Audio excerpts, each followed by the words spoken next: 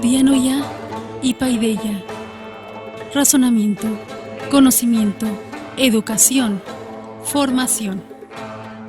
Un espacio para que difundas actividades culturales, arte, clases, conferencias, cursos, libros, seminarios, talleres y mucho más.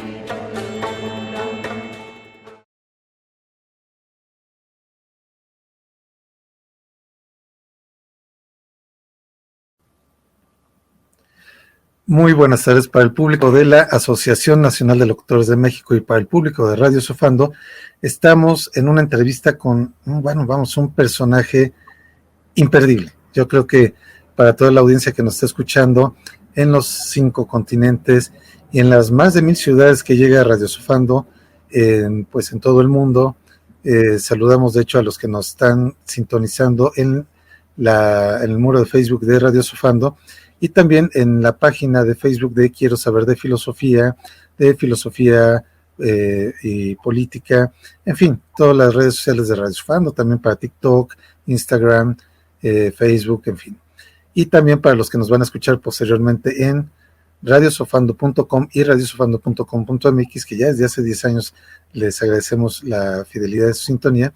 Pues estamos ni más ni menos con un personaje, imperdible, como les decía. Estamos hablando con Ricardo Arturo Herrera Govillard. Y bueno, antes de darle la bienvenida a nuestro amigo Ricardo, quiero darles una breve semblanza, muy breve. Sabemos que tiene un currículum impresionante, pero él es originario de la Ciudad de México, es ingeniero industrial por parte de la Universidad Iberoamericana, es maestro en administración de empresas por parte de Wharton School University of Pennsylvania, con estudios superiores en economía, tecnología de la información, mercadotecnia, estrategias, empresas familiares y sobre la administración del capital humano en las instituciones, por poner un ejemplo, ¿no? Para que se den cuenta la preparación que tiene nuestro amigo. Pero también él, por lo que vamos a platicar en esta ocasión, es porque ha combinado su vida profesional como consultor, banquero y empresario con el arte y la literatura. Por la parte de negocios, trabajó para empresas multinacionales como McKinsey & PricewaterhouseCoopers y Citibank, y aparte es fundador de varios fondos de capital privado y de 7 empresas, primordialmente en el ramo de nuevas tecnologías aplicadas al mundo de los negocios. Actualmente es líder en empresas enfocadas a la banca de inversión, al apoyar a empresarios nacientes y establecidos y al dar asesoría en estrategias de negocios y desarrollar el gobierno corporativo y de sus clientes. Por parte de la literatura, pues ha participado ininterrumpidamente desde el año 2016 en los talleres de narrativa que imparte la maestra Mónica Lavín Maroto, y adicionalmente ha participado en retiros literarios en Tepoztlán y en la Ciudad de México como con otros autores mexicanos. Su pasión es la novela histórica, donde nos acerca desde personajes del cristianismo del primer siglo, en Magdalena de Galias, y también En búsqueda del secreto de María, así como una saga de espías que comprende la Primera Guerra Mundial en la Guerra Mostaza. El tiempo entre guerras y la Segunda Guerra Mundial, con 3 libros de Garzón en gris, y describe la vida de un misionero jesuita en China, de 1937 a 1959, en Tío Alberto y los Dragones. Entonces, como se dan cuenta, pues también en el campo literario tiene una obra pues ya bastante importante. Pero por lo que vamos a hablar con nuestra audiencia es justamente para presentarles el libro que se llama Cuba, tu cuarto de hora ya pasó, que pues lo firma con su seudónimo, que son sus iniciales, R.A.H. Govillard. Y bueno, es su primera novela publicada, en la cual pues presenta un testimonio de la vida del personaje principal, además un personaje muy cercano a él, René Picard, que es fresco, exitoso, un hombre de negocios, pero además todo un patriota cubano, que revela al lector las partes oscuras de la Revolución cubana y el costo humano por perseguir la democracia y la libertad.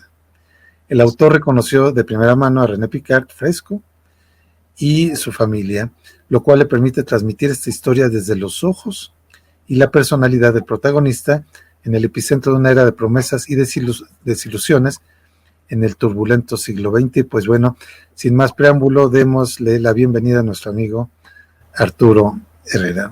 ¿Cómo estás?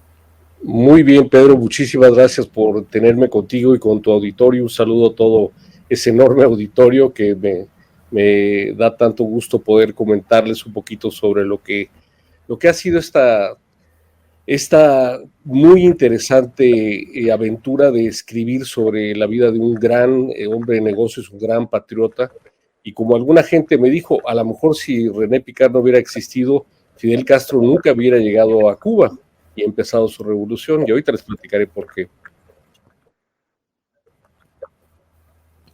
Claro, y bueno, para el público que nos está escuchando y viendo, me voy a permitir leer pues una muy breve explicación que está en la contraportada del libro y que dice: Cuba, tu cuarto de hora ya pasó, que bueno, pues el equivalente a México sería Cuba, ya pasó tu oportunidad, ¿no? Más o menos es lo que explica la frase. Y dice: ofrece una mirada íntima y reveladora sobre la vida de René Picard, un hombre cuya historia entrelaza los sueños de libertad y la cruda realidad de la Revolución cubana en el transcurso de su vida, desde las Islas Canarias hasta Buenos Aires y la Ciudad de México, con un ir y venir a Cuba. Picard se encuentra en el epicentro de una era de promesas y desilusiones. El encuentro que Picard tiene con Fidel Castro en el Café La Habana, en la Ciudad de México en el año 1956, desencadenó una serie de eventos que cambian su vida para siempre. A medida que se involucra en la revolución, enfrentó una amarga verdad: la traición. Su vida peligró y se convirtió en una lucha por sobrevivir en un régimen que se convirtió en un régimen totalitario. La democracia para entonces ya era un sueño inalcanzable. A través de los ojos del protagonista, el lector es testigo de los peligros y sacrificios de aquellos que desafían el poder que se ha establecido, y con el apoyo inquebrantable de su esposa Hortensia, Picard se enfrentó a la cárcel con la esperanza de sobrevivir. Este libro, Cuba, tu cuarto de hora ya pasó, revela al lector las partes oscuras de la Revolución cubana y el costo humano de perseguir la libertad. Y bueno, a mí me gustaría que comenzaras por platicarnos. Todo esto sabemos que es una historia familiar, pues muy, muy viva, pero ¿por qué hacerla una historia familiar? ¿Por qué hacerla pública? O sea, ¿por qué de repente decir, quiero compartir esta historia con todos en el mundo? Pues no sé si en una situación me imagino que sí, de entrada está la revaloración del personaje histórico, del familiar, de ese personaje amado por la familia René Picard, pero por otro lado me imagino que ha de haber también por ahí una idea, pues si no pedagógica, cuando menos una idea de compartir, pues algo que en un momento dado tú puedes considerar importante, como es pues todo un sueño o toda una esperanza que fue traicionada por un personaje que se dejó llevar por la política. En fin, no sé, me gustaría que comenzaras por ahí, mi estimado Arturo. Encantado, Pedro, encantado. Mira, es muy interesante lo que tú dijiste. Fue lo que yo les decía a la familia. Tienen una historia bellísima, importante de contar, importante de entender que los ideales, los valores de la gente, la valentía de su padre al tomar, pues, con una bandera totalmente de libertad a Cuba, y cuando esa bandera se pierde, pues también tomar la bandera de volver a liberar a Cuba, de volver a sacar a su pueblo de la situación que estaba cayendo, del totalitarismo en el cual estaba cayendo. Entonces yo insistía y pasaban los años. Don René murió, yo tuve la oportunidad de platicar con él muchos eventos, muchos elementos, y un día en una comida yo les dije a toda la familia: oigan, vamos a escribirlo. No, pero es que no sabemos cómo, cuándo. Digo, yo me tomo el encargo, yo les voy a presentar una idea de lo que yo creo que deberíamos de platicar acerca de la vida de su padre, y ustedes me dicen si les gusta o no, y les gustó. Muy extrañamente, que uno de repente no es profeta de su tierra y menos con los amigos, pues sí les gustó, y de ahí empezamos a construir toda esta historia, y ya empecé a ver documentos personales, escritos directos de don René, entrevistas que le hicieron, alguna semblanza que alguna persona le hizo cuando cumplieron 60 años de casados, René y Hortensia, y todo eso lo fui amalgamando a construir el por qué le había pasado esto a esta persona, ¿no? Y les voy a contar un poquito cómo empieza el libro. El libro empieza que está René en la prisión de la cabaña, está ahí y de repente el guardia con el fusil está golpeando los barrotes, René Picard a la reja, René Picard a la reja. Y ahí yo retomo la mente del personaje al ir saltando cuerpos medio inertes, putrefactos, entre el lodo, en una cárcel en la cabaña, que es el fuerte. Hay dos fuertes en la bahía de La Habana. Uno es la cabaña que está del lado derecho, viendo desde el puerto, y el otro es el Morro. Ahí entre esos dos fuertes, ahí en el fuerte más grande, donde se dominaba toda la bahía, desde donde se jalaba una cadena para cerrar la bahía de La Habana en la época de los piratas, pues ahí estaba atrapado, estaba encerrado en un pequeño calabozo que era para más de 100 personas. Entonces va caminando, va saltando, y su mente, en ese momento que pues está pensando que va a enfrentar ya la muerte, empieza a recordar toda su vida y empieza a pensar cómo fue que llegó ahí, ¿no? Entonces tomo toda esa historia de cada uno de los eventos, y no se los voy a contar para que no echar a perder el libro, pero todos los eventos que lo llevaron a construir esa personalidad. Eventos muy importantes como el abandono de su padre a los 8 años, y cómo fue tomando figuras en la vida como figuras paternas. Una de ellas resulta ser Castro, con esa fuertísima personalidad, un hombre de 1,95, con ojos negros penetrantes, una retórica impecable, con ideales igualitos a los de René en ese momento, que era la libertad, la democracia, el crecimiento, el mejoramiento social, la opción de que todos los cubanos tuvieran derecho a la educación, al trabajo, a tener tierra, etcétera. Pues era lo que pensaba él. Entonces, ¿qué fue pasando? ¿Cómo se fue distorsionando? Porque él consigue, por ejemplo, el yate Granma, en el cual se embarcaron en 1957, a finales de 1957, 86 cubanos a Cuba. Entre ellos, obviamente, estaba Raúl, Fidel, Camilo Cienfuegos y muchos otros amigos de René. René mismo en su coche los llevó desde la Ciudad de México hasta Tuxpan en una caravana de autos en los cuales venía todos los 86 cubanos, ya totalmente energetizados con la idea de liberar a su país de un dictador como era Fulgencio Batista, ¿no? Y entonces, toda esa situación, todos esos ideales que él tenía, ¿qué le pasan? ¿Por qué son traicionados? ¿Por qué meten a la cárcel a su amigo Huber Matos? ¿Por qué desaparece Camilo Cienfuegos? Y entonces él se unió a un movimiento para realmente instaurar la democracia en Cuba, y es cuando es encarcelado en la prisión de la cabaña, ¿no? Entonces, en esos momentos va a pasar toda la historia, todo el libro, hasta el final, donde él se encuentra en esa lucha por sobrevivir. Y eso es un pequeño pestañeo hacia el libro, mi querido Pedro. Es que bueno, a mí se me hace una historia interesante, pero como te comentaba y le comentaba al público, a nuestra audiencia, es un libro que yo creo que nos conviene leer.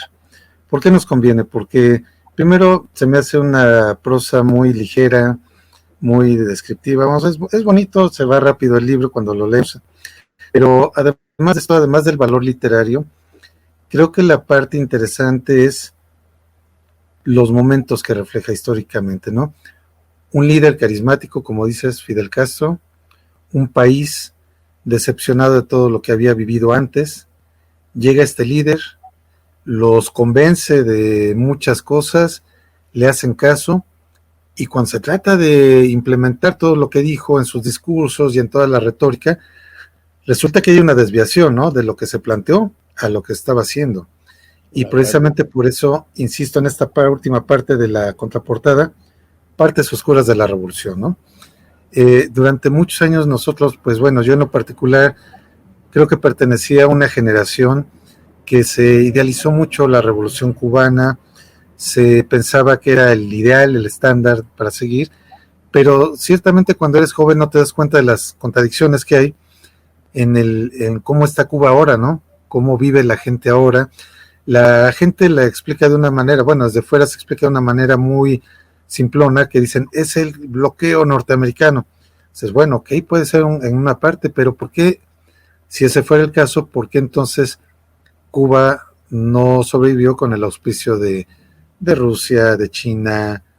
Ya cuando cayó la Unión Soviética después de la perestroika, se cayó la economía cubana por todo el financiamiento que le ha dado Rusia, entró el gobierno venezolano. Cuando entró en crisis el gobierno venezolano, que es lo que ahora vemos, está expulsando migrantes después de ser un país muy rico, ahora este gobierno mexicano está pagando médicos cubanos cuando aquí hay pues muchos muy buenos y excelentes médicos mexicanos formados, pero ahí es donde te das cuenta que ese proyecto político pues no funcionó. O sea, por más que lo querramos justificar, idealizar, maquillar, ¿no? No funcionó. Y entonces tendríamos que regresar al origen, ¿no? Que es lo que nos plantea el libro, Cuba, tu cuarto de hora ya pasó, ese regresar al origen y saber qué pasó ahí, porque cuando nos dices el personaje René Picard se enfrentó a la traición y de ahí a la cárcel, híjoles, o sea, yo me imagino, ¿no? México, no sé, hay algunos que han dicho se va a cubanizar, se va a Venezuela, a hacer Venezuela, pero dijo, bueno, o sea, ¿qué pasaría, no? O sea, entonces creo que esta reflexión en el momento que se sitúa el origen de la novela puede decirnos mucho, ¿no? De México. ¿Tú cómo lo ves esto? Es que es exactamente esa historia, ¿no? René cenó, comió, desayunó, tomó café, se fumó habanos con Fidel, con Raúl, con Camilo, con Uber. Y Camilo y Uber, los dos empezaron a tomar un camino diferente, un camino, no, sino diferente, más bien leal a los ideales que habían trazado. Así es, así es. Y ellos, pues, ahí está Uber, que se pasó 20 años en la cárcel, en un juicio donde no le permitieron ni siquiera defenderse, y Camilo, pues, que desapareció. Y Camilo, el personaje de Camilo es interesantísimo. Yo ya ahora me he puesto a leer mucho sobre él, un muchacho joven, mucho más joven que Fidel, tenía 24 años cuando inicia la revolución, terriblemente popular. ¿Por qué era popular? Porque era igual que todos, se sentaba a comer moros y cristianos con todos, en la tierra, en el suelo, se echaba sus rones, que era muy alegre, cantaba, muy valiente porque hizo muchas de las grandes acciones militares que tuvieron ellos. Él las lideró, él arriesgó el pellejo y todo. Hay un discurso en el cual todavía yo vi, donde se voltea a Fidel y le dice, ¿vamos bien, Camilo? Y Camilo le dice, vamos bien, claro que vamos bien. Y alguna vez también le preguntaron a Camilo, oye, ¿y tú con Fidel cómo estás? ¿Te pondrías en contra de él? Dice, contra Fidel ni en la pelota, queriendo decir que ni siquiera para jugar béisbol en contra de él. O sea, totalmente leal, totalmente enfocado hacia ayudar, hacia crear esa conciencia cubana. Y desaparece. ¿Y cómo desaparece? Desaparece extrañísimamente y lo leerán en el libro. El piloto era amigo de René Picard porque los dos aprendieron a volar juntos, el piloto de esa avioneta y René Picard. Eran compañeros, eran amigos y era un piloto muy experimentado, el cual no se podía perder así nomás como que así en un vuelo muy corto de la parte oeste de la isla hacia La Habana. Era un vuelo muy corto, no era un vuelo que se podía perder. No había mal tiempo, dijeron que había mal tiempo, no había mal tiempo. Y la avioneta se pierde, la avioneta desaparece, nunca se encuentran los restos de la avioneta, nunca se encuentra el cadáver de Camilo, pero sí había ido a poner en orden a Uber Matos para decirle que tenía que acatar las órdenes de Fidel.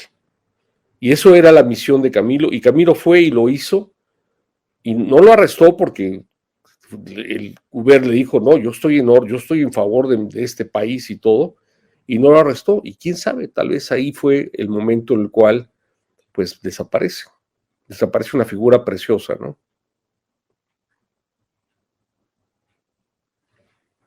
No te estoy escuchando. Perdón.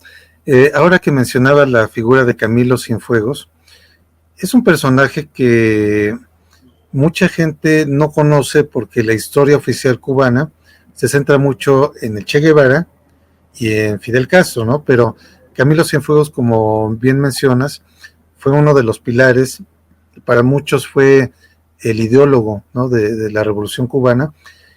Y ahora que mencionas todo este asunto muy extraño, muy nebuloso, ¿no? De que se murió en la avioneta, que se cayó por mal tiempo y todo esto.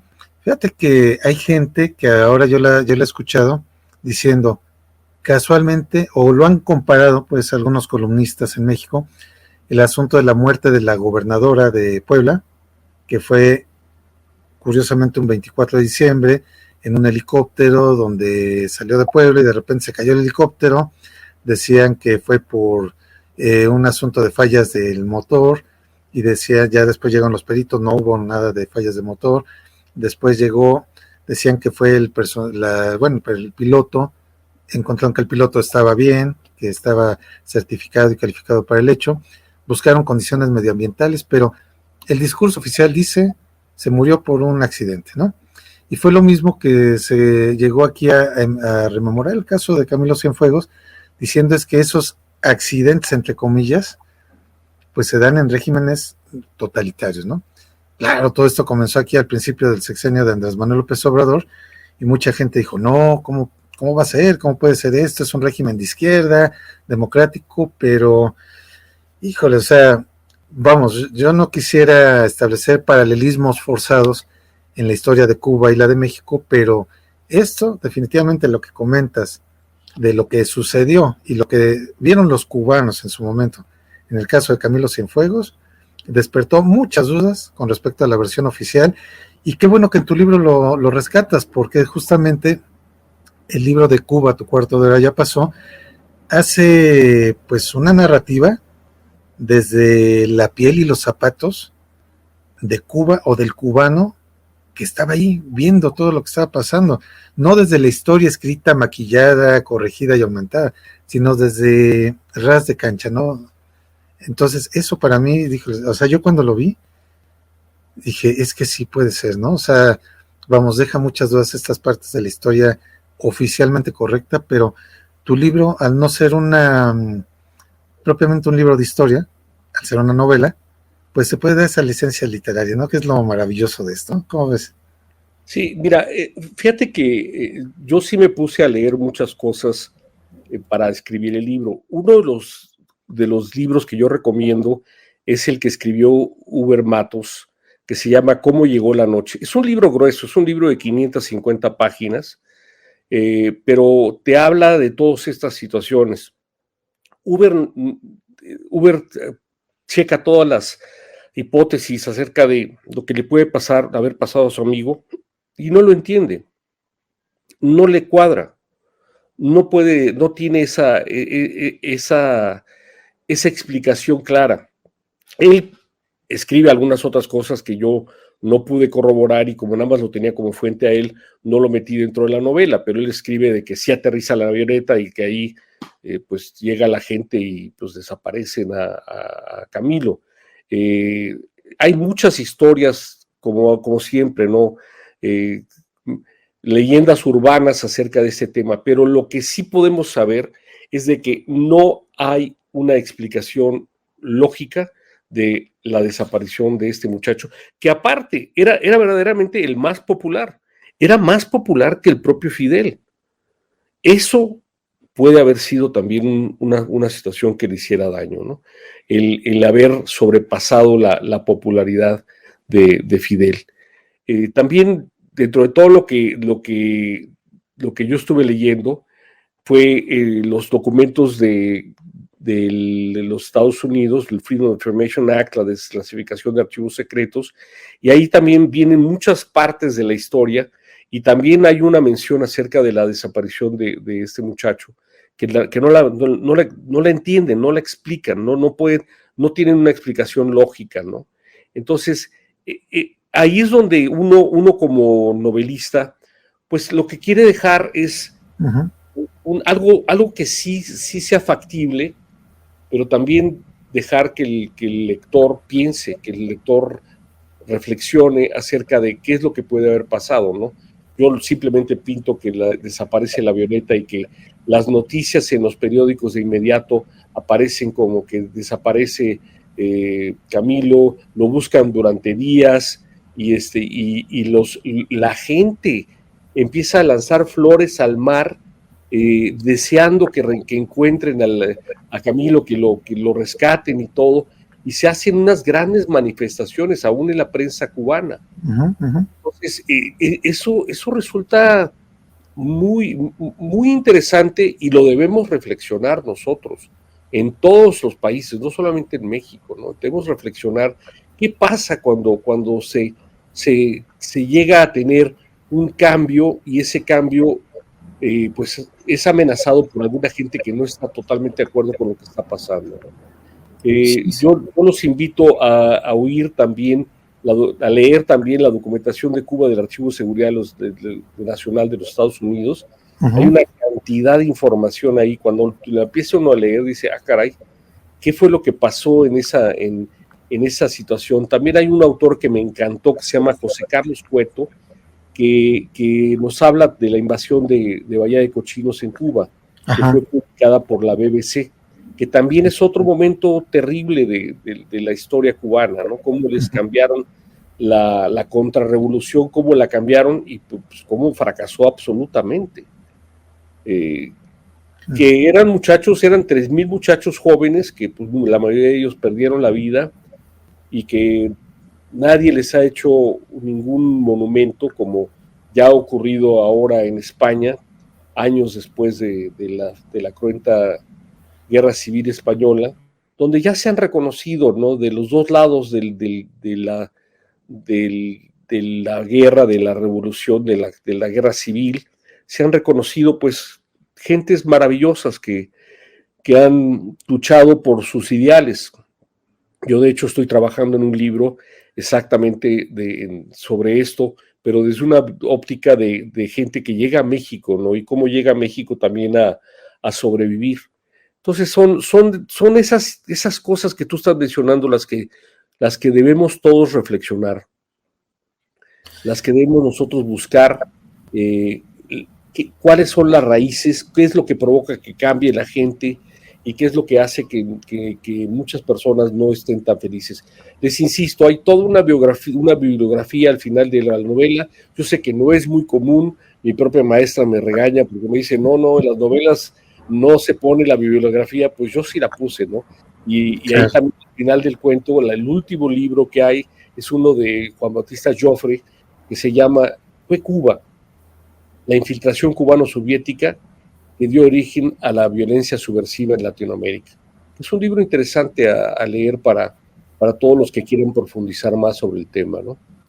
Claro, y es que bueno, efectivamente, aquí nada más quiero, pues ya que tocas a quien fue tu guía, fue la maestra Mónica Lavín Maroto, que pues bueno, yo la vi el día de la presentación del libro, muy interesante también toda la trayectoria de ella, pero efectivamente esto pues no es ortodoxo presentar la bibliografía en una novela, pero quizá lo tuyo pues se me ocurre que puede ser más una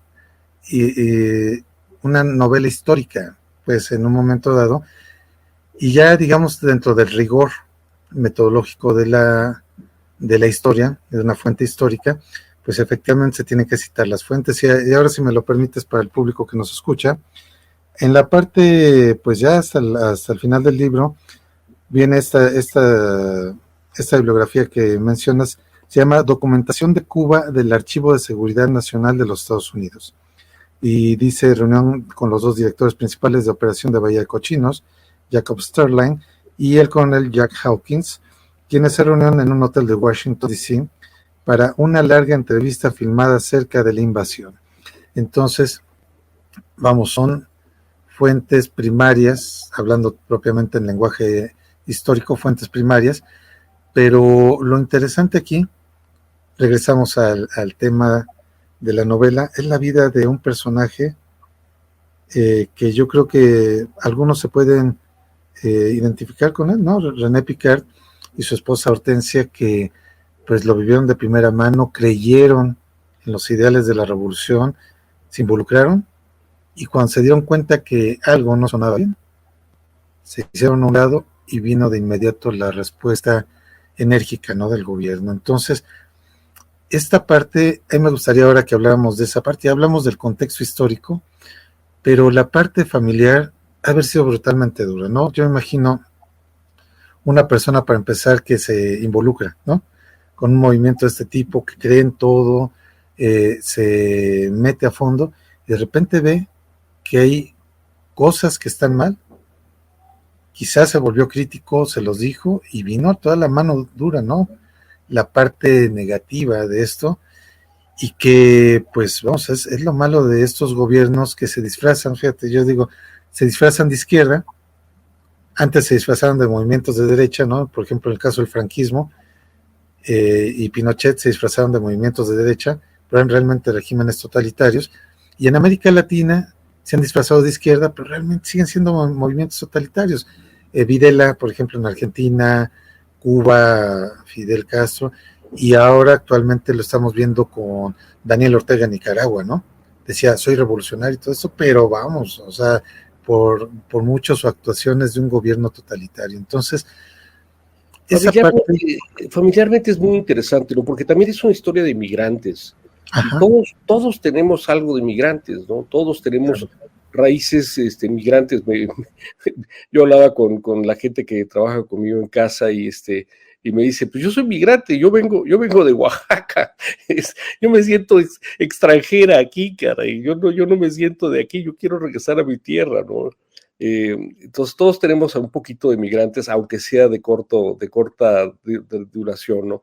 La de René es una historia de migrante muy fuerte porque él nace en Canarias, en Tenerife, y se va a Cuba muy joven, de 2 años, lo registran ahí otra vez, ahí hasta le cambian el nombre en el registro, y luego sigue una serie de aventuras que a mí me parecieron muy, muy divertidas porque fueron aventuras reales que les pasaron, como es cruzar el canal de Panamá en 1920 y tantos, es extraordinario, ¿no? Y cómo te lo contaba, cómo él veía esos barcos enormes, cuando todavía no era las filas y filas y filas de barcos.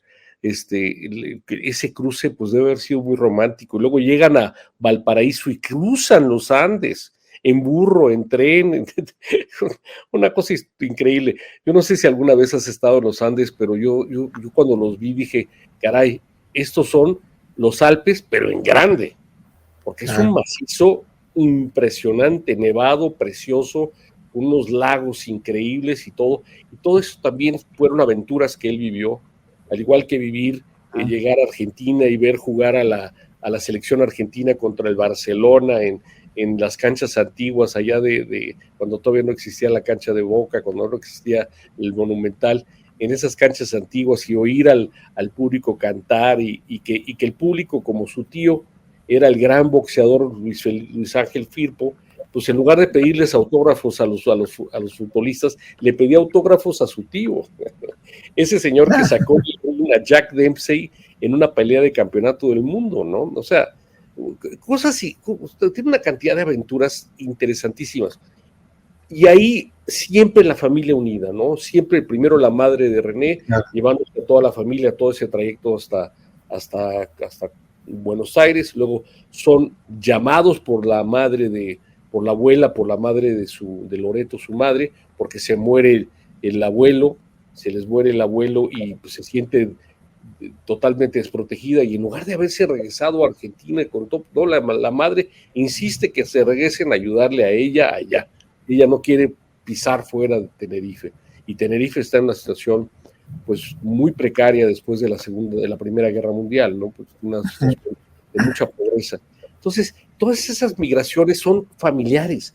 Ahí se va toda la familia como muéganos, defendiéndose, rescatando. Luego, está en Tenerife y llega Franco y quiere reclutar a René, y René saca su acta de nacimiento, oiga, yo soy cubano, y se va a Cuba para no caer en las fuerzas franquistas, que quién sabe qué le hubiera pasado en eso, ¿no? A lo mejor muerto, o a lo mejor quedarse en otro estado pues también totalitario, pero él no, y él se va a Cuba y rescata a su familia, con su esfuerzo personal se trae a su familia, ¿no? Son siempre la familia unida, y luego al conocer a su esposa también una familia unida y que arriesgó todo, porque al estar en ese movimiento, pues desde el movimiento original estaba arriesgándolo todo, su trabajo, su estabilidad, todo en pro de la libertad y la democracia en Cuba, y luego al ponerse en el contrarrevolucionario, pues estaba arriesgando no solamente su vida, sino también la de la familia,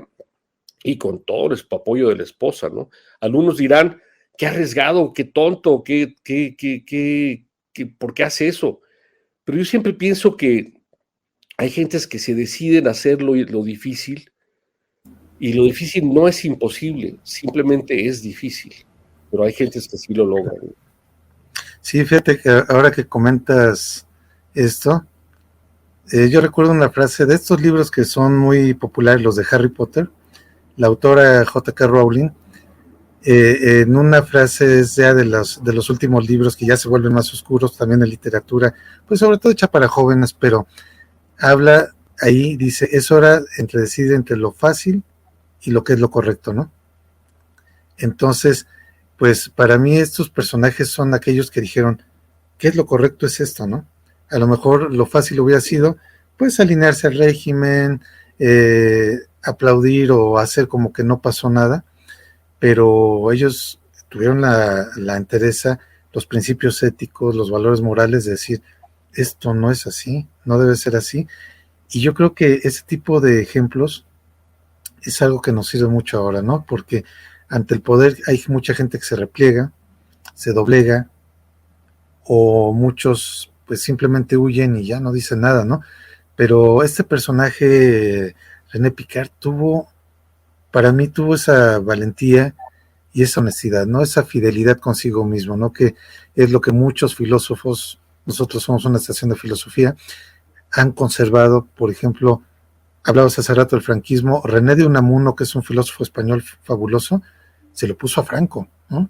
Estuvo entre el riesgo de encarcelarlo o fusilarlo, se opuso a Franco, y bueno, anteriormente Sócrates también se rebeló contra los sofistas, los que gobernaban el estado griego, bueno, una de las ciudades-estado, Atenas, y esto creo que es un valor que va más allá de la historia, ¿no?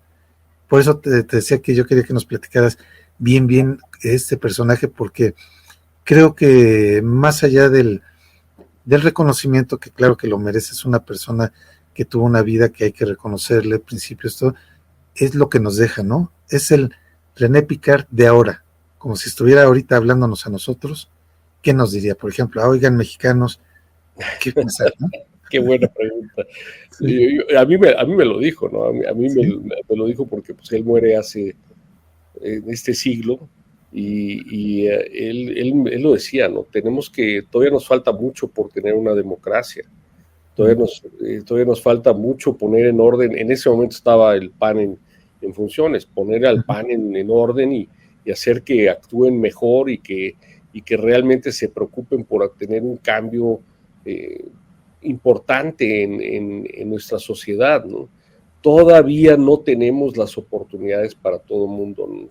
Todavía no hay esa opción de que aunque nazcas en la cuna que nazcas, vas a poder progresar, vas a poder estudiar, vas a poder encontrar, si no es la riqueza, porque, híjole, la riqueza luego es tan volátil, nada más la capacidad de vivir bien, la capacidad de tener los satisfactores naturales buenos, el tener la oportunidad de descansar, el tener la oportunidad de culturizarte, el tener acceso a las artes, el tener acceso pues a leer libros de filosofía. Hoy día pues ya estamos en otra época maravillosa donde casi todos los libros están digitalizados y se pueden consultar en bibliotecas gratuitas y públicas, pero eso requiere el acceso al Internet. Y aunque no lo creamos, hay zonas que no tenemos acceso a Internet, que los muchachos, aunque sean muchachos con mucho interés en leer, no lo tienen. Y eso es a lo que tenemos que llegar, ¿no? Tenemos que llegar a una sociedad de mucho acceso a la información abierto, también con muchos valores, porque pues desgraciadamente hay mucha información que les llega a nuestros jóvenes que pues no es buena, que es pornográfica, que es mal informada, Sí, sí, sí. pero que sí se les forme un criterio. O sea, a nuestro pueblo se le tiene que formar un criterio. Yo admiro mucho al pensamiento azteca, ¿no? Porque el pensamiento azteca era de meritocracia. ¿Y qué requería la meritocracia? Que la gente tuviera un criterio formado, que no porque le dijera a alguien esto es azul, él decía sí estoy de acuerdo, sino lo cuestionaba y lo fundamentaba para construir algo mejor.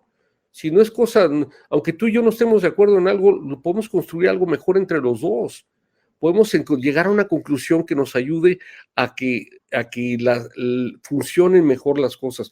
A mí me pasa mucho cuando asesoro a empresarios, ¿no? Que les cuesta mucho trabajo aceptar que lo que han hecho en el pasado es lo correcto o es lo incorrecto. Les cuesta mucho trabajo saber que por su actuación la empresa está como está. Y cambiarlos requiere mucho valor por parte del empresario, pero también mucho valor por ti, porque si tú nada más le doras la píldora, como tú dijiste hace rato, y le dices adelante, todo estás haciendo está bien, pues la empresa probablemente va a fracasar. Yo me dedico a tratar de que las empresas no solamente no fracasen, sino que salgan adelante y puedan crecer y sean mejores, y eso es bien importante. Pero lo mismo pasa con un país. A nuestros líderes les tenemos que decir lo que creemos que está bien y lo que creemos que está mal. Y tenemos que ser fuertes en ello y evitar, como tú dijiste, escondernos ante el poder. O sea, tenemos que ser valientes. A mí me pasa que me pueden correr el director de la empresa, que es el dueño normalmente, me puede decir, ya sabes que me chocó que me andes diciendo que no te parece lo que hago y vete de aquí. Y claro que lo puedo hacer y yo me arriesgo cada vez que doy una sugerencia, pero a la vez sé que lo estoy haciendo con la mejor intención de que la empresa, y en este caso el país, pues pueda salir adelante, ¿no? Ahí tengo un proyecto también que ahí voy a necesitar ayuda como la tuya, que se llama Méxito. Y ¿por qué no tenemos Méxito? Cuando podríamos ser el mejor país del mundo, cuando tenemos todas las condiciones climáticas, orográficas, de no solamente eso, sino tenemos un pueblo extremadamente creativo. La creatividad del mexicano es elevadísima. Yo me enfrento a situaciones que son extraordinarias. Digo, te puedo contar el caso de una empresa que sale adelante el día que no va el director de producción y el encargado de limpieza sabía lo que tenía que hacer todas las máquinas y le ayuda al dueño a echar a andar la planta, a pesar de que se había muerto el director de producción y nadie sabía cómo echar a andar todo. No había manuales, no había procesos, no había nada. Y ese muchacho, listo, inteligente, sin ninguna preparación, sabía perfectamente qué hacer, cómo hacer, por qué hacerlo, porque se fijaba, por qué tenía que limpiar justo para que las cosas ocurrieran. Son historias maravillosas que tenemos en nuestro país que yo muchas veces subrayo cuando estoy trabajando con empresarios para hacerlos pensar en lo más importante que tenemos, que es el ser humano. El capital humano es lo más importante y ese capital humano que tenemos en México es maravilloso, es extraordinario. Tenemos que potenciarlo, tenemos que ordenarlo, tenemos que darles la plataforma para que puedan ser exitosos, ¿no? Eso es, en parte, lo que quiere hacer la reflexión del libro, que tenemos que trabajar mucho en pro de nuestra patria para seguir adelante. Yo no tengo otro pasaporte, yo no tengo otro país a donde irme, yo no quiero irme a ningún otro país, yo quiero que mi país se convierta en el país que todos deseamos, que fuese el mejor país del mundo. A mí sí me gustaría que México tuviera mejores servicios que Dinamarca, que fuera más seguro que Japón, que Claro. fuera más libre que cualquier otro país del mundo. Ujú. Y creo que lo podríamos lograr. Sí, fíjate que ahora que comentas esto es muy cierto, ¿eh? Mira, yo recuerdo ahorita que decías de los valores, no solamente éticos, morales, sino todo lo que es el pensamiento de la filosofía náhuatl. Me estaba acordando del libro de Miguel León Portilla, un historiador y filósofo mexicano excelente, y él hablaba de esto, ¿no? De toda la forma de pensamiento que no era improvisado, vamos. Había una idea, aquí haciendo un paréntesis de libro, pero que tiene que ver con esto que comentas. En Europa, cuando llegaron, había un autor, que era Thomas Hobbes, que él pensaba que toda la cultura y la civilización había corrompido a la humanidad. ¿Por qué? Porque veía las intrigas de las cortes, los abusos de poder de los reyes, en fin, mucho de lo que todavía hoy vemos en regímenes totalitarios, ¿no? ¿Y qué fue lo que dijo Thomas Hobbes? Esa famosa frase de que el hombre es el lobo del hombre, ¿no? O sea que quien le da en la torre a la misma humanidad somos la humanidad, ¿no? Pero después de ahí, cuando llegó la conquista y se dieron cuenta de los valores, de la organización social que había en lo que ellos le llamaban Nuevo Mundo, apareció un autor, Juan Jacobo Rousseau, y él tenía la idea del buen salvaje, ¿no? Él decía que en condiciones naturales el hombre era bueno y era sabio, poniendo como ejemplo las culturas precolombinas, pero lo que no se dio cuenta Thomas Hobbes es que todo esto era producto de una educación, ¿no? Como bien lo comentas, era una meritocracia, era una situación de que aquí había escuelas, aunque mucha gente no se dé cuenta, había escuelas, había el Calmecac, estaban otras escuelas ya para los dirigentes, sacerdotes, no era improvisación, vamos. Cali.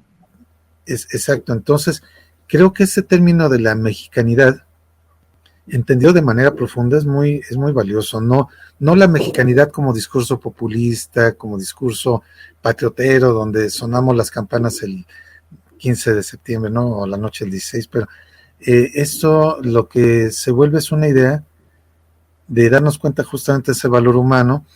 Y este personaje, regresando al libro, René Picard, se me hace una figura muy interesante porque, y bueno, no solamente él, ¿no? También hay figuras femeninas muy fuertes, que en México tenemos también ese ejemplo de mujeres muy fuertes en la historia, simplemente ahora en la independencia, Leona Vicario, la corregidora Josefa Ortiz Domínguez, son mujeres muy fuertes.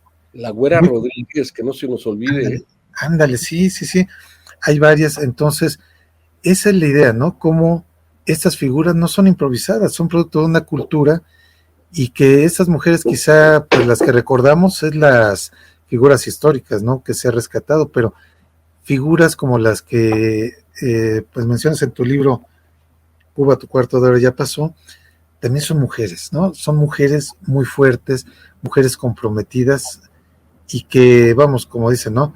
No sería atrás de cada hombre hay una gran mujer, sino más bien yo diría al lado, ¿no? Al lado de cada gran hombre hay una gran mujer. Y esto, si nos quieres platicar de ese perfil femenino que viene en la novela y un poquito cómo se articula en toda esta vida de René Picard, ¿no? Magnífico, qué bueno que lo recuerdas porque hay muchos personajes interesantes, ¿no? Yo voy a empezar de atrás para adelante. La abuela de Canarias, la mujer vestida de negro, la mujer que no opinaba, que seguía los designios del padre y no del abuelo y no hacía nada. Sin embargo, las hijas, Lourdes y Loreto, Lourdes se casa con el boxeador Luis Ángel Firpo, Loreto forma la familia Picard. Las dos mujeres fueron mujeres muy fuertes, ¿no?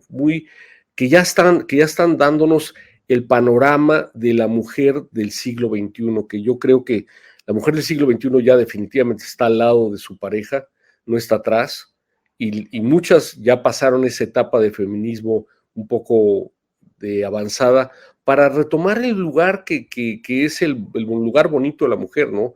Nosotros como hombres pues no podemos tener hijos, que es una cosa extraordinaria, dar darle vida a un ser es extraordinario, eso no lo vivimos. Y estas mujeres fueron mujeres que supieron vivir su realidad, enfrentarse. Loreto se puso primero hacía sombreros allá en Tenerife, llega a la isla y como los sombreros no se usaban en la isla, o eran diferentes, en la confección eran de paja, eran diferentes, se pone a hacer pasteles. Y René le dice qué tipo de pasteles son los que le gusta a la gente en Cuba, y empieza a hacer esos pasteles y gana mucho dinero y sale adelante con eso también. Hortensia, que es la esposa de René, también es una mujer del siglo XX muy interesante, ¿no? Porque aparte que es una mujer formada, doctora en pedagogía, no es una mujer improvisada, una mujer que viene tampoco viene de las clases altas. Su padre era un policía, era un servidor público, muy, muy normal, que por cierto también ayudó cuando se viene la revolución. Él evita que haya confrontación con la policía y casi pasan los guerrilleros sin ninguna obstrucción, ¿no? ¿Por qué? Porque creía también en el movimiento.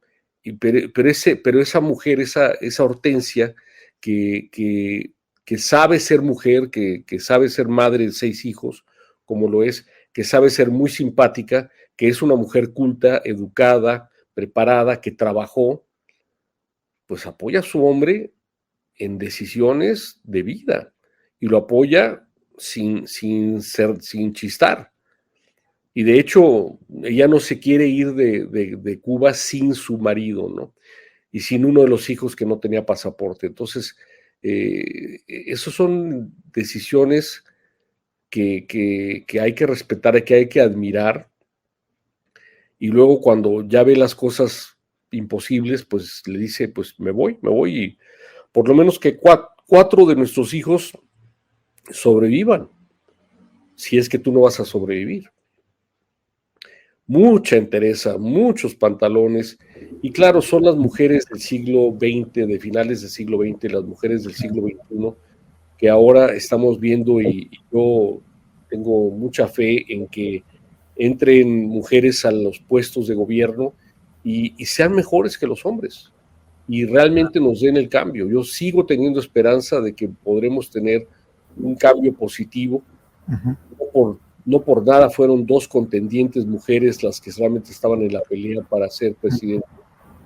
Y ojalá que retomen y que sean más capaces, menos ambiciosas, porque los hombres luego somos demasiado ambiciosos, y construyan un México mejor, que tenemos todo para construirlo. Ahorita a mí me llegan todos los días oportunidades que me llaman de gente que quiere conectarse con gente en México para armar una empresa, no solamente de los chinos, que obviamente todo el mundo habla de que se viene una enorme cantidad de chinos, como no es el parque Juan San del norte de Monterrey. No, bien austriacos, europeos, hasta brasileños, buscando poderse establecer en México para aprovechar la oportunidad maravillosa que otra vez nos pone el mundo de convertirnos en la fábrica de los Estados Unidos, y sin ningún deterioro, ¿no? Porque ni denostación, porque el obrero mexicano es maravilloso. Yo sí he trabajado en fábricas, yo soy ingeniero, y el obrero mexicano es mejor que muchos obreros. Nunca se me olvidará ir a la planta de la Ford en Los Mochis, y que me dijera el encargado de todo Latinoamérica: la planta más eficiente de Ford en todo el mundo es esta, y está en México, y es por los obreros mexicanos, es por los ingenieros mexicanos, es por los supervisores mexicanos. Y así son muchas de las plantas, son terriblemente eficientes. Sí, de hecho, esto que comentas es el nearshoring, eso que se habló mucho en las campañas, no se explicó bien qué era, pero efectivamente la ingeniería mexicana está reconocida en todo el mundo, ¿no? Y ese es el valor agregado de la mano de obra, de toda la preparación, y que muchas veces, como le comentaba al público en la entrada del programa, es el valor que tiene hacer pública una historia privada, ¿no? Un personaje comprometido, preparado, inteligente, que no importa dónde estuviera, fue desarrollándose, ¿no? Como el caso de René Picard. Claro, con toda esta estructura familiar, muy bien soportado por las mujeres, muy fuertes, por toda una familia cohesionada, pero efectivamente yo creo que si empezamos a ver los paralelismos de cómo es que México pudiera ser, pero no es, quizá a lo mejor estas historias de éxito, porque mira, yo cuando veía todo esto decía, se me hacía pues muy difícil, ¿no? Poder llegar a un país sin nada y establecer toda una historia de éxito empresarial, porque bueno, esto no lo había mencionado al inicio, pero vamos, ustedes están con toda una historia de éxito con los chocolates Picard, ¿no?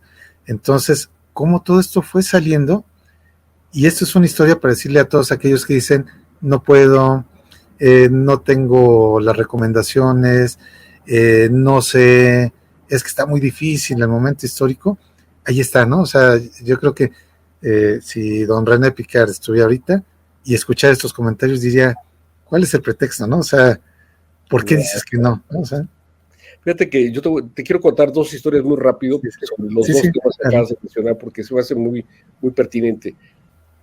Publicar un libro es muy difícil, y todo el mundo me decía, no vas a poder publicar, no se puede publicar. Yo he escrito varias novelas y no he logrado más que llegar con una a la prensa, ¿no? A la publicación, y a que esté en Gandhi, que esté en Sambos, que esté en las librerías, que esté en Amazon.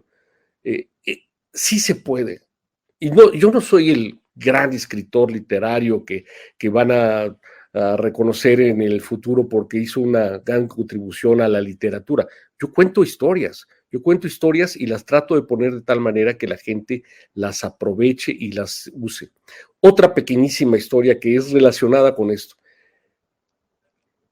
Llega una máquina a México y no llega con una máquina alemana carísima, millones de dólares, y no llega con las instrucciones de ensamble. Eso es un caso real, y yo estoy ahí en la fábrica y pues están los ingenieros y dicen, pues no llegó con instrucciones, ¿y ahora qué hacemos? Pues vamos a buscarle, ¿no? Bueno, para no hacerte el cuento largo, rápidamente, en 3 días, arman la máquina y llegan los alemanes. Entonces llegan los alemanes y dicen, ¿cómo? ¿Por qué armaron la máquina? Pues porque llegó y pues ya queríamos ponerla a funcionar, pero es que no les mandamos el manual porque veníamos nosotros a armarla. Pues no nos dijeron nunca eso, nunca lo avisaron, pues ya perdieron la garantía, que sé que, pues yo ahí me peleé, ¿cómo que perdieron la garantía? Pues si ustedes no hicieron el aviso de que teníamos que esperar a que llegaran. Bueno, vamos a checarla. La checaron y funcionaba perfecto. Entonces dijeron, oigan, les vamos a mantener la garantía. Eso es la ingeniería mexicana. ¿Cómo que no se puede? Claro que sí se puede. Y eso es lo que René Picard nos enseñó. Hay una segunda historia de René Picard ya cuando está en México, que estoy echando a perder un poquito la historia por esto, pero bueno, ni modo.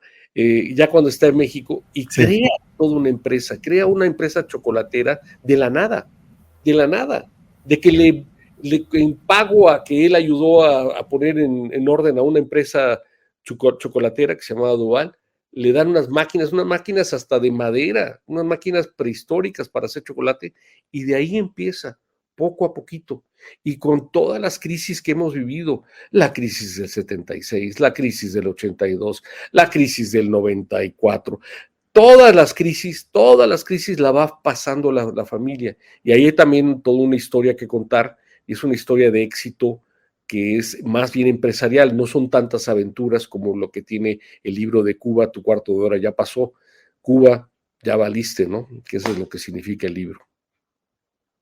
Sí, y esto que comentas, a mí se me hizo muy interesante porque yo estaba viendo el libro y efectivamente dije, bueno, es que hubo un momento donde tuvo que haber decisiones fundamentales. Y sobre todo, yo creo que ahí está el valor de una persona, ¿no? La valentía de decir, voy adelante, voy con todo, y a ver qué, ¿no? O sea, depende de mí, ¿no? O sea, depende de mí hacerlo, quizá hay cosas que no dependen de mí. Hace rato que comentabas lo de ser, pues, de alguna manera un preámbulo para la economía norteamericana con toda nuestra parte industrial. Yo me estaba acordando de la filosofía de Epicteto. Epicteto fue un filósofo, pero fue un esclavo. Y él tiene un libro que se llama Manual de Vida, donde él no se pelea con su condición de esclavo. Él andaba cojo porque su amo, pues en un rato que estuvo molesto, le rompió la pierna, lo dejó mal. Pero Epicteto decía, mi condición es esta. Yo decido si quiero ser feliz, yo decido qué quiero hacer, y la situación es, pues, en un momento dado, pues ver qué puedo hacer con mis condiciones reales, ¿no? Que yo creo que en ese sentido, la situación me recordé mucho del personaje de tu obra, ¿no? René Picard, es decir, estoy en un país donde ya me di cuenta que nomás no es como me lo platicaron, salgo de Cuba, llego a otro país, son condiciones distintas, ¿y qué hago, no? O sea, no me peleo con mi situación, no digo soy la víctima, pobre de mí, soy un perseguido político, dijo no, hay que echarse adelante, y por eso yo decía que estas historias noveladas, pues tienen muchas facetas, ¿no? Porque uno es el deleite literario, ¿no? Que yo creo que ese no se lo quita a nadie. Pero segundo, toda la parte de historia que nos puede venir a traer una reflexión histórica que puede ser coyuntural ahora en este momento en México. Y el tercer valor es el valor, pues yo creo que el valor intrínseco de las personas, ¿no? De las personas que están retratadas en la novela. Y eso, pues para mí es fabuloso, ¿no? Porque si no se retratara así, quizá podría tener un cierto rigor histórico y hasta ahí, ¿no? Pero al momento de dar toda esta riqueza de matices de personajes, cómo se van articulando, contar toda la historia, ¿no? De estos viajes a Sudamérica, luego a México, en fin, nos va dando todo un panorama pues muy interesante, ¿no? Una vida pues muy, muy echada para adelante. Y bueno, de todo esto que comentabas, el día que fue la presentación, Arturo, yo vi que había gente de muchos lugares, incluso vi que había gente que venía de Cuba, lo escuché por el acento, no sé si todavía viven allá o no, pero muy, muy satisfechos, ¿no? Del contenido del libro. Yo creo que esa es la parte interesante, ¿no? Que público muy homogéneo te diga me gustó. O sea, porque esa es la parte de una novela valiosísima, ¿no? O sea, que el lector cuando lo cierre se sienta bien o se sienta mal, depende de la intención del libro, pero sobre todo, yo cuando lo estaba viendo, dije, es que aquí falta, no sé, me quedé con la idea de que, pues no sé, un segundo libro, una secuela, no sé, algo que por lo que escuché ese día en la presentación, pues ya por ahí lo tienes preparado, pero no sé si nos quieres platicar para el auditorio qué sigue, ¿no? De este libro. La decisión de cortar ahí el libro en el recuento de la historia de don René fue muy importante, fue difícil, porque originalmente se quería contar toda una historia de 80 años de vida, de 80 y tantos años de vida. Y yo propuse que lo paráramos ahí porque hacía un círculo, ¿no? Hacía toda una conclusión muy importante cuando termina la novela, para no echar el final a perder, cuando termina la novela, ahí había un cierre que es durísimo. Como me dijo mucha gente cuando leyó ya el libro, me dice, oye, me tenías sufriendo. Estaba yo queriendo, dándole la vuelta a la hoja a ver qué pasaba, qué es lo que iba a pasar. Al filo del asiento. Al filo del asiento y sufriendo como si fuera la persona. Está escrito en primera persona, que es difícil esa parte, ¿no? Es difícil hacerlo así. Es la forma más difícil de hacerlo porque tienes que ponerte realmente en los zapatos del personaje. Lo que ocurre con la segunda parte es una historia de reflexión, de lecciones de negocios. Ya no son tantas aventuras, porque sí hay una parte aventuresca porque llaman a René Picard a rescatar Industrias Matarazzo. Industrias Matarazzo era pues, más grande o más importante para Brasil que lo que es el grupo de Carlos Slim hoy día en México. O sea, era todo, y estaban en grandes problemas, y llama el conde Matarazzo por recomendación de Procter & Gamble, donde trabajó René, lo llaman a tratar de ayudarles a poner en orden a la empresa, y lo logra.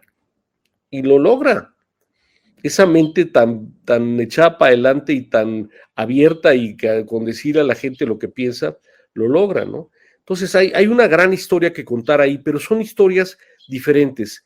Es una historia que tiene tal vez un público más de negocios, un público más de lecciones de cómo se enfrenta uno a la realidad cuando se vuelve un empresario, cómo empieza uno una empresa, cómo la construye uno, y tenemos mucho escrito en eso. Vamos a trabajar en ello. Ahorita estoy trabajando en otro libro, estoy trabajando en un libro muy diferente que es sobre María Magdalena en las Galias, que hace un par de años me entero por haber visitado un lugar en la costa sur de Francia, que ahí llegó María Magdalena, y ahí está la tumba de María Magdalena. Yo dije, no, eso no es cierto, es María Magdalena o murió en Jerusalén o murió en Éfeso. No. Ahí fue donde llegó y por tradición me empecé a conocer esto, y estoy construyendo ese libro ahorita, que me trae totalmente abstraído, ¿no? Me trae totalmente robado. Ya lo terminé, pero estoy teniendo que pulirlo. El pulir un libro es impresionante, ¿eh? Es casi, cuando terminas un libro es un diamante en bruto.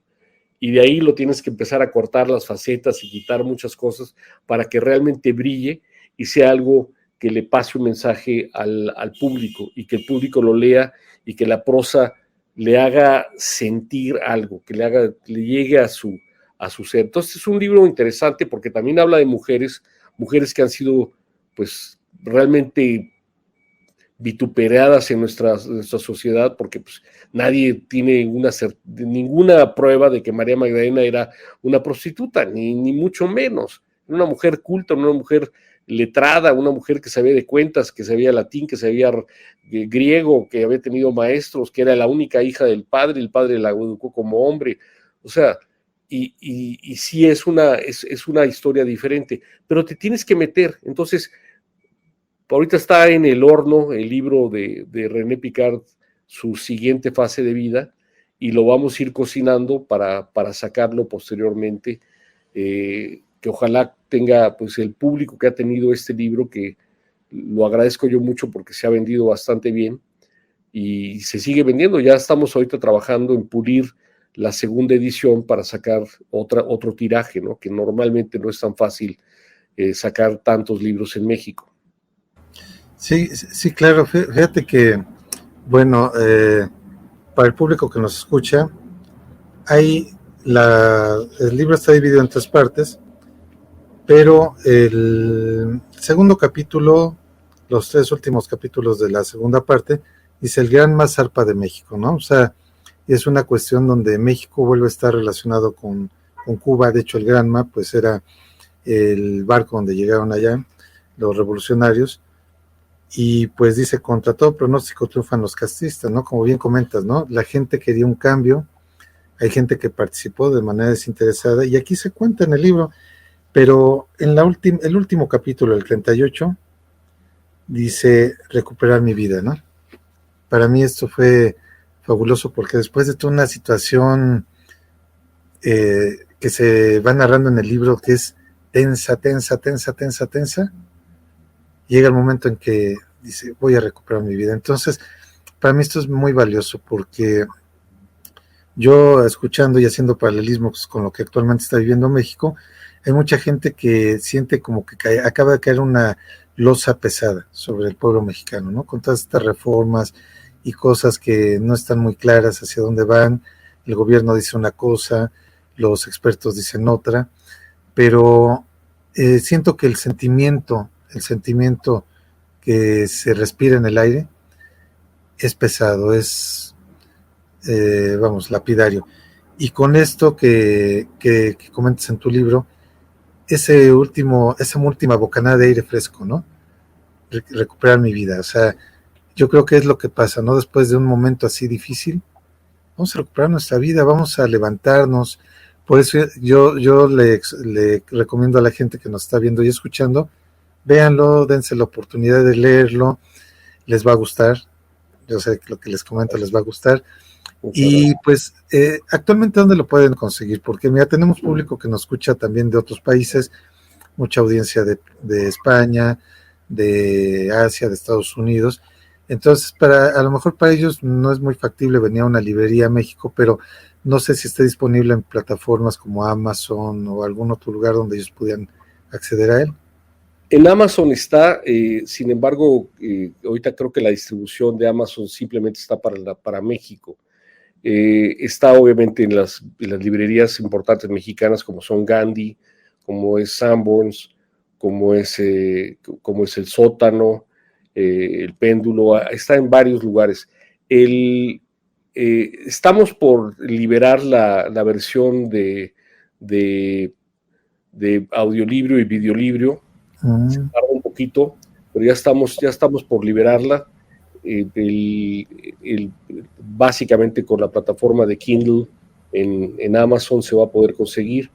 Pero yo sí creo que me encantaría que, por ejemplo, en España, que hay tanto conocimiento de lo que fue Cuba, que hay tanto refugiado, que también tiene la huella de la guerra civil y que también se marca varios puntos en este libro, pues se pudiera hacer una impresión allá y se pudiera distribuir para que tuviéramos mayor audiencia.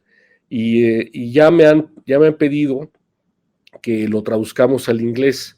Ya va a ser difícil traducir el cubano al inglés, pero bueno, haremos nuestro esfuerzo para que también aparezca en inglés, en una versión en inglés y que pueda estar de la mano, ¿no? Yo tuve, pues, por designios de vida, yo viví en Los Ángeles de muy pequeño, de los 5 a los 7 años, y casi me formé en inglés.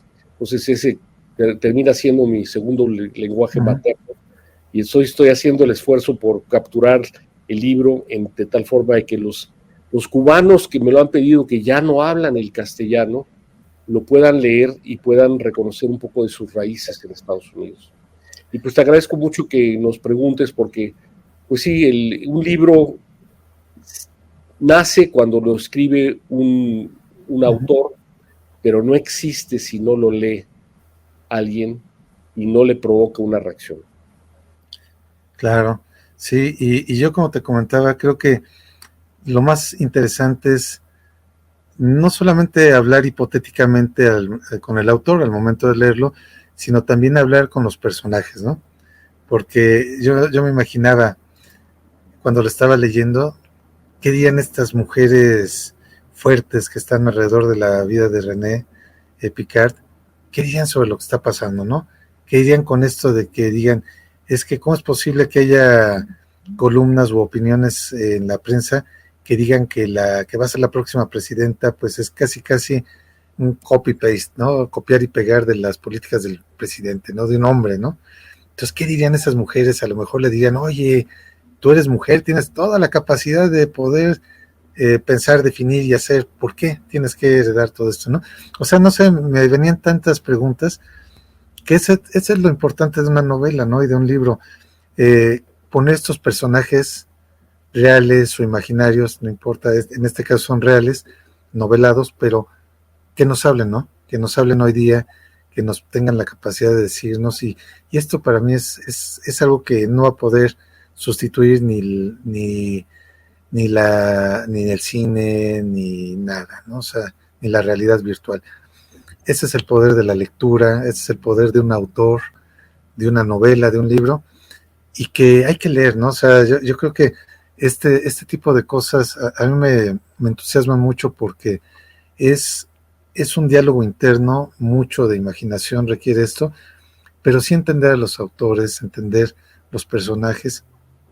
Y bueno, ya abusando de tu tiempo, la verdad es que está muy interesante la entrevista. Mucho al contrario. Pero quisiera preguntarte ahora sobre tu otra faceta, ¿no? Porque Digo, pues yo cuando leí todo esto con atención, me capturó la parte de la creación literaria, pero me enteré en la presentación y ahora con la semblanza que eres un empresario exitoso y sobre todo los chocolates. Me gustaría que nos hablas de los chocolates eh, que tienen, son chocolates Picard, que bueno, yo los probé ese día, deliciosos, ¿eh? O sea, no es por nada. Chocolate Yo soy, mexicano, chocolate 100% mexicano con verdadero cacao, no con mantecas que no son reales. Esta empresa es un cliente mío, de hecho, ellos son clientes míos en uno de los negocios que tenemos que se dedica a conseguir, a perfilar mejor al personal que se contrata, y son parte de mi red. Pero es una empresa que ha sufrido, no creas que fue fácil la vida para ellos, ha sufrido y ahora pues ya es una empresa consolidada, sólida, competitiva, 100% mexicana, exportan, tienen muy buen producto, muy buen producto de calidad y eso también tiene mucho que ver. Y sí, mi vida es mucho más de hombre de negocios, yo soy un híbrido entre un consultor y un banquero de inversión, y luego suena muy rimbombante lo de banquero de inversión. Lo que hacemos es simplemente preparar a las empresas para que sí puedan pedir préstamos, conseguir socios, venderse,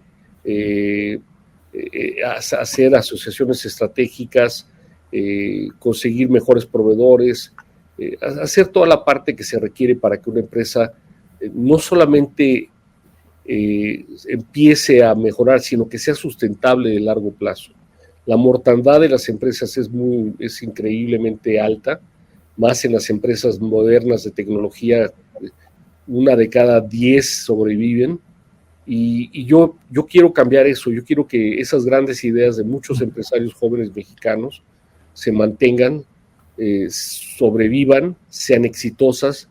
Requieren financiamiento, requieren socios que quieran correr con ellos el riesgo, pero seguramente alguna de ellas va a tener un éxito extraordinario y van a poder montarse en la ola del crecimiento y del éxito que tienen estos muchachos. Hoy día la mayoría de mis clientes son jóvenes, son mucho más jóvenes que yo y son expertos, ¿no? Y eso me ha provocado que yo ya me tomé todo un diplomado de inteligencia artificial, estoy trabajando en otro que es aplicación de la inteligencia artificial a los negocios, porque no es tan fácil, ¿no? No es de que ya hay inteligencia artificial, ya vamos a tener un mejor negocio, no, hay que saber en qué parte de los procesos te puede ayudar. La robótica también es muy importante, los robots mexicanos son fabulosos, el Poli ha hecho unos grandes aportaciones a esto. En México tenemos otras cosas increíbles, como por ejemplo la transmisión de los datos a través de la luz, lo que se llama el Li-Fi. Hoy en la mañana me escribió uno de mis empresarios que he apoyado, diciendo que le están llamando de la Secretaría de Marina para obtener esa conexión, porque es una conexión totalmente segura y es desarrollo mexicano, ¿no? Hoy día ya hay escoceses, hay franceses que lo están haciendo, pero cuando llegaron a mí era desarrollo mexicano que no pudimos fondear, que nadie le quiso entrar al negocio, ¿no? Extrañamente muchas veces así pasa. Yo tengo también la fortuna de que un primo mío es González Camarena y trabajó con Arturo y Guillermo González Camarena en el desarrollo de la tele a color, y la historia de por qué venden la patente de la tele a color es exactamente esa, de que si no la vendían no iba a progresar como debían, y recibieron dinero, pero no fueron los dueños del balón que pudieran haber sido, y pues imagínate ser el dueño del balón de la tecnología para transmitir televisión a color, ¿no? Extraordinario.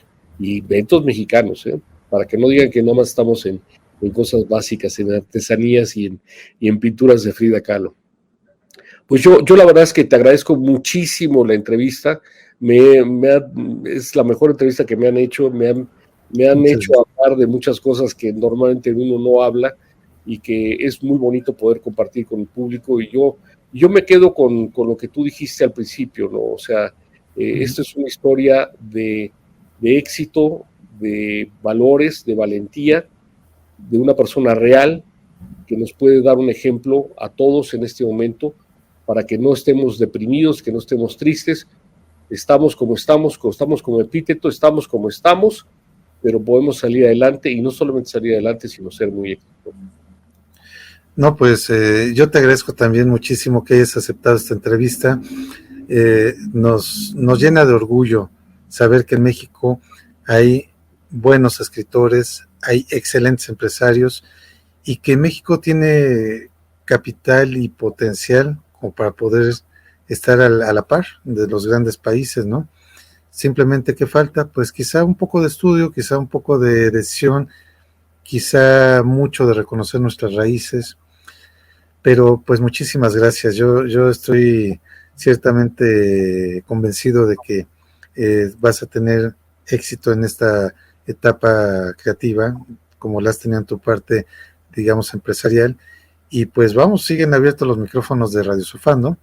Le invito a la gente que nos está escuchando en nuestras redes sociales y en el programa de Diano Yepa y de ella, que es un programa dedicado a toda la expresión cultural en todas sus manifestaciones. Pues bueno, les invito a que sigan la obra de Arturo Herrera, que pues es más conocido por su seudónimo R.A.H. Govila, que pues en esta ocasión nos trae su libro Cuba, tu cuarto de hora ya pasó. Se los vuelvo a enseñar para que lo vean.